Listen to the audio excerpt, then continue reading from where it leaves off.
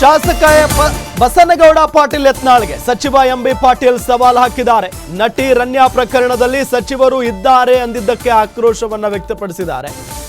ಬಸನಗೌಡ ಪಾಟೀಲ್ ಯತ್ನಾಳ್ ಅವರಿಗೆ ತಾಕತ್ತಿದ್ರೆ ಅವರ ಹೆಸರುಗಳನ್ನು ಹೇಳಲಿ. ಬಿಜೆಪಿ ಶಾಸಕ ಯತ್ನಾಳ್ ಹೊರಗಡೆ ಮಾತನಾಡೋದು ಬೇಡ. ಯಾವ ಕೇಂದ್ರ ಸಚಿವರು ಯಾವ ಪಕ್ಷ ಅದನ್ನು ಹೇಳಲಿ. ಸುಮ್ಮನೆ ಗಾಳಿಯಲ್ಲಿ ಗುಂಡು ಹಾರಿಸೋದು ಬೇಡ. ವಿಧಾನಸೌಧದಲ್ಲಿ ಸಚಿವ ಎಂಬಿ ಪಾಟೀಲ್ ಬಸನಗೌಡ ಪಾಟೀಲ್ ವಿರುದ್ಧ ವಾಗ್ದಾಳಿಯನ್ನ ನಡೆಸಿದ್ದಾರೆ. ನೋಡಿ, ನಟಿ ರನ್ಯಾ ಪ್ರಕರಣ ಯಾವಾಗ ತೆರೆದುಕೊಳ್ತೋ ಆ ಸಂದರ್ಭದಿಂದಲೂ ಕೂಡ ಬಹಳಷ್ಟು ಅನುಮಾನಗಳಿದ್ದೇ ಇದ್ದಾವೆ. ಜೊತೆಗೆ ಆಕೆಗೆ ರಾಜಕೀಯ ನಾಯಕರ ನಂಟಿದೆ ಅನ್ನೋ ನಿಟ್ಟಿನಲ್ಲಿ ಚರ್ಚೆ ಆಗುತ್ತಲೇ ಇದೆ.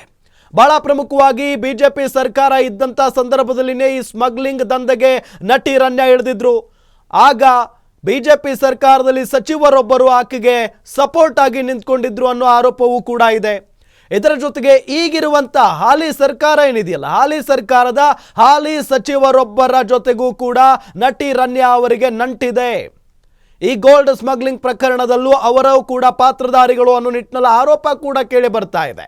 ಇದೇ ವಿಚಾರಕ್ಕೆ ಸಂಬಂಧಪಟ್ಟಂತೆ ಬಸನಗೌಡ ಪಾಟೀಲ್ ಯತ್ನಾಳ್ ಅವರು ಮಾತನಾಡುವಂಥ ಸಂದರ್ಭದಲ್ಲಿ ಇದೆಲ್ಲದರ ಬಗ್ಗೆಯೂ ಕೂಡ ತೆರೆದಿಡ್ತೀನಿ ಅನ್ನೋ ನಿಟ್ಟಿನಲ್ಲಿ ಹೇಳಿಕೆಯನ್ನ ಕೊಟ್ಟಿದ್ರು.